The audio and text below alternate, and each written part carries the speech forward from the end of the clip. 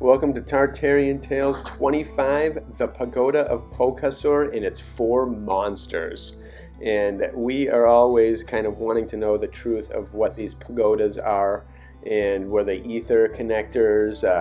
power plants, places where they held really royalty and something ancient. And you won't really get the total answer in here, but you're going to see an amazing description. And in this particular usage of the pagoda is probably what a lot of them were for. However, I will never rule out that these were power detectors and interacted with nature in a way that we can't even fathom.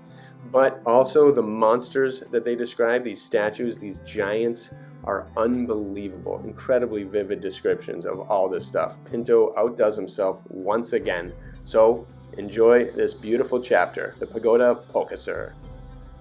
Continuing our journey up the river, the first 2 days we did not see any cities or towns that were particularly outstanding, nor any kind of building worth mentioning, just many little villages and hamlets of about 200 to 300 inhabitants that were located all along the water's edge, and which, judging from all the signs and the simplicity of the construction, looked like they were settled by fishermen and poor people who labored for a living.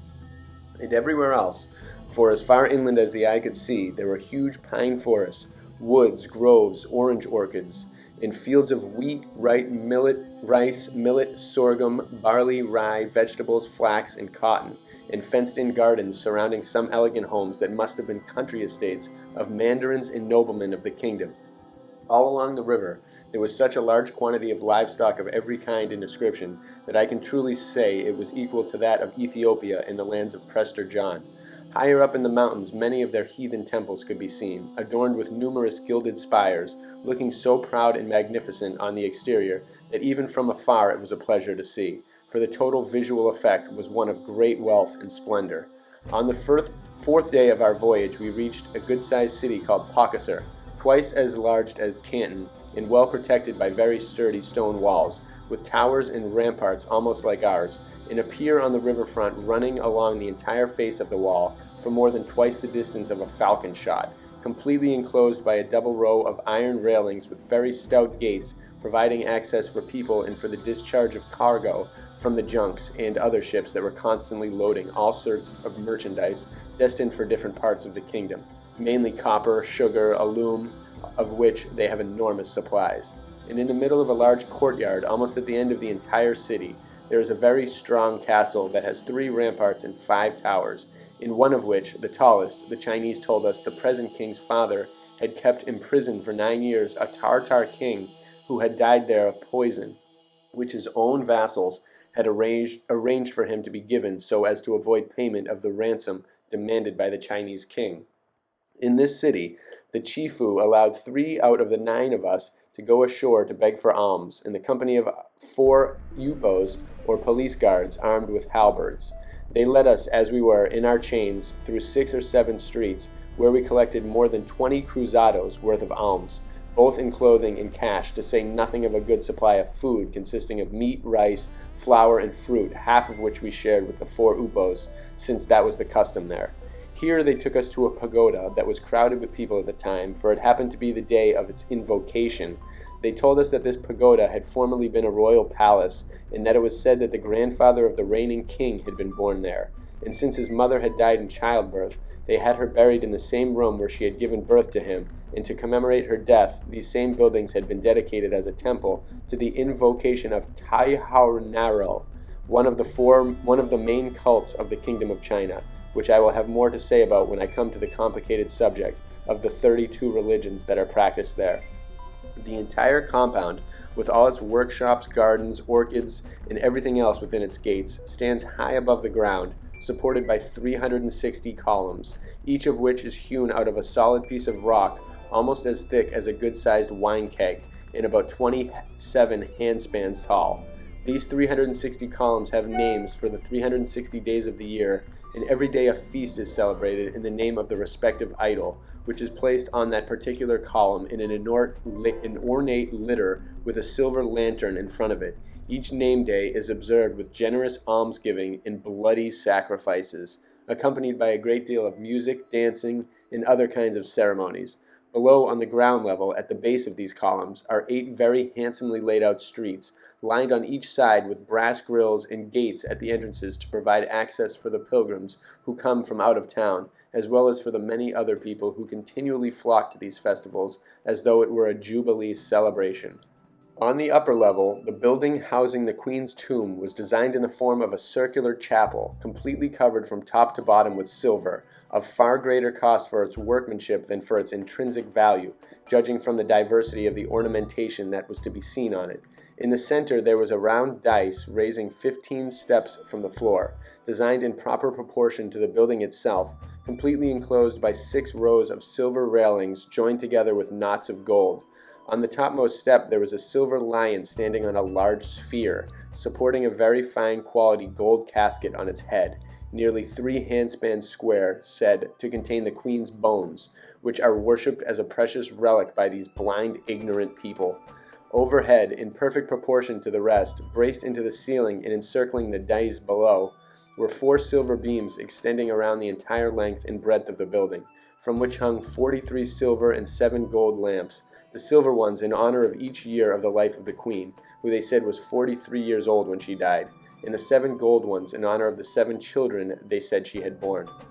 Extending outward from the arch of this chapel, right at the entrance to the transept, were an enormous number of very large, richly adorned silver lamps, hanging from 8 beams that ran across the entire building. The Chinese told us that the wives of the Chians, Iteus, Tutos, and Anchases, the most honorable women in the kingdom, who were present at the death of the Queen, had ordered them hung there to commemorate that honor, and they said that there were 250 lamps altogether. Outside the gates to the entire shrine, which was about the size of the church of São Domingos in Lisbon, there was an enormous number of perfectly proportioned statues of giants, each about 15 handspans tall, forming 6 large circles that stretched for row after row all the way around the entire shrine. They were all made of cast bronze and were holding halberds and maces made of the same metal, and a few of them had small hatchets slung over their shoulders, and the entire complex presented such a splendid and magnificent spectacle that one could never get tired of looking at it. Among these many statues, which, according to what the Chinese told us, numbered 1,200, there were 24 huge serpents made of the same type of bronze, and astride each of them was a woman with a sword in her hand and a silver crown on her head. These 24 women, they said, had been given the title of Queen to honor their descendants, because they had all sacrificed their lives on the death of their queen in order to be able to serve her with their souls in the next life, just as they had served her with their bodies in this life. It is something that the Chinese who are descended from these women regard as a very high honor, and they bear it as an emblem on their family coats of arms. Beyond these rows of giants was yet another running all around them, this one consisting of gilded triumphal arches to which were attached, on silver chains, a large number of wind bells that tinkled incessantly in the breeze, making so much noise that it was impossible to hear one's own voice above them. Beyond these arches, in the same proportion, surrounding all these works of art, are 2 rows of brass railings installed in quarter sections on brass columns in the form of a shield, with some lions rampant at the top, mounted on spheres, which, as I have said several times before, is the coat of arms of the kings of China. In the corners of this courtyard there are 4 monsters, also cast in the same type of bronze, fashioned in such a strange and disproportionately large size, with features so diabolically ugly that it is next to impossible for the human mind to imagine, and it would have been better for me not to mention them, because I realize, and I admit it freely, that I have neither the knowledge nor the vocabulary required to describe them fully. But since it is not right that they should be kept hidden without giving some account of their existence, I shall do my best to describe them, insofar as my limited understanding permits. One of these monsters, which stands on the right-hand side just as one enters the courtyard, is the one the Chinese call the ravenous serpent of the lower depths of the House of Smoke, and, according to what is written in their chronicles, he is Lucifer. He is depicted in the figure of an incongruous serpent, with 7 of the most hideous, frightful-looking snakes coming out of his chest, speckled all over in green and black, with many porcupine-like spines, longer than a handspan, completely covering their bodies, and each of them was holding the figure of a woman horizontally between its jaws, with her hair streaming down, looking as though she had fainted, Protruding halfway out of the monster's disproportionately large mouth was a lizard, over 30 handspans long and as broad as a wine cask. In its nose, nostrils, and lips were dripping with so much blood that all the rest of this huge serpent body was covered with it, from there on down. And he was grasping a huge elephant between his forelegs, which he seemed to be squeezing so hard that his guts and lungs were bulging out of his mouth. And it all looked so real and natural that one could not help shaking with fear at the sight of a creature perhaps never before imagined by man. Around its tail, which must have measured more than 20 arm spans, it was entwined in another incredible monster. The second one out of the four I said were standing in the four corners of the quadrangle. This one, called Turkimpauro by the Chinese, was fashioned in the shape of a man over 100 handspans tall, and they said that he was the son of that serpent. This one was not only hideous, he had both his hands stuck in his mouth, stretching it out to the size of a doorway, showing a row of teeth within its depths, and a black tongue sticking out for more than 2 arm spans, a sight that was also most frightful and enough to make one's hair stand on end. As for the other 2 monsters, one was in the form of a woman named Nadelgau, standing 17 arm spans high and 6 around, and right in the middle of her waist, scaled to the size of her body, was a face, measuring more than 2 arm spans, emitting huge clouds of smoke from its nostrils, and in an endless number of real, not artificial, sparks from its mouth. And this they accounted for by explaining that they keep a fire going continuously there on top, inside the head, to show the people that she was the queen of the fiery sphere, for they say that she is the one who will set the earth on fire when the world comes to an end. The fourth monster was a figure of a man in a squatting position, with enormously puffed up cheeks, blowing so hard he looked like a ship's foresail swollen with wind, and he too was of such an extraordinary size, and had such a hideous and frightful aspect that one could hardly bear to look at him. The Chinese call him Uzangui no Nabo, and they said that he was the one who caused the storms to blow at sea and the buildings to collapse on shore. And this one received many offerings from the people to keep him from doing them harm, and they all signed up as members of his confraternity with annual duels of 1 mace, which is equal to 50 reals, so that he would not flood their junks or harm their mariners. And there are many other different kinds of superstitions which they, in their blindness, believe in with such deep sincerity that they would die 1,000 deaths for each one of them. Wow.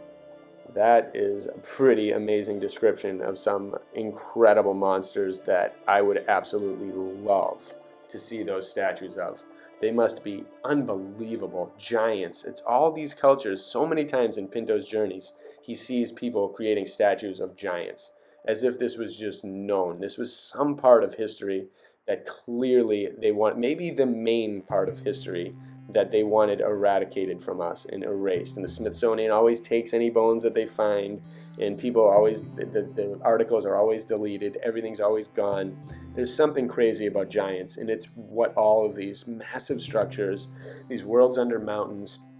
these amazing architectural marvels, all of them point to, is that there were giants here. There may have been monsters too, but there were giants. And maybe the realms of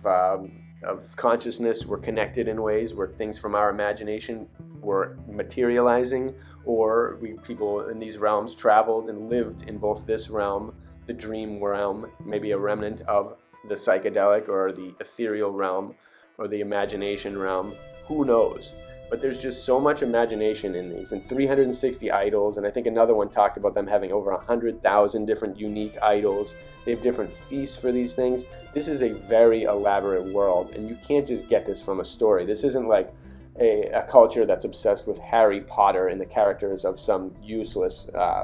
nonsense. This is something different to these people that allowed them the dedication and the wisdom and the just power and the time to craft absolute marvels and miracles of structure, art, and architecture, and sculpture, and everything. These people were absolutely the greatest craftsmen of all time, and their minds reflect it with their stories, their beliefs, and their beliefs are so ingrained in the reality and of their art and so interconnected that I really firmly believe they were experiencing these things. That's what would give someone the patience to be able to carve out these things and to craft from them. And maybe they were inherited, and then these things were just kind of, brought on, and like they said, this was an old ancient temple that this pagoda had redone in order for the queen of her passing. So there's no telling how ancient certain things are, which ones are so ancient, and whatnot, what the true purpose was for these by their original creators, whoever they were, however many hundreds or thousands or even more years ago. Who knows? But I hope we keep finding out. Tartarian Tales Pinto is just striking right at the right time in this present moment, and these stories are just visually so spectacular. I hope you all enjoy them. I kind of want to draw one of these monsters, and maybe I will from Pinto's description. Who knows? Stay tuned for more Tartarian Tales, and bless you all.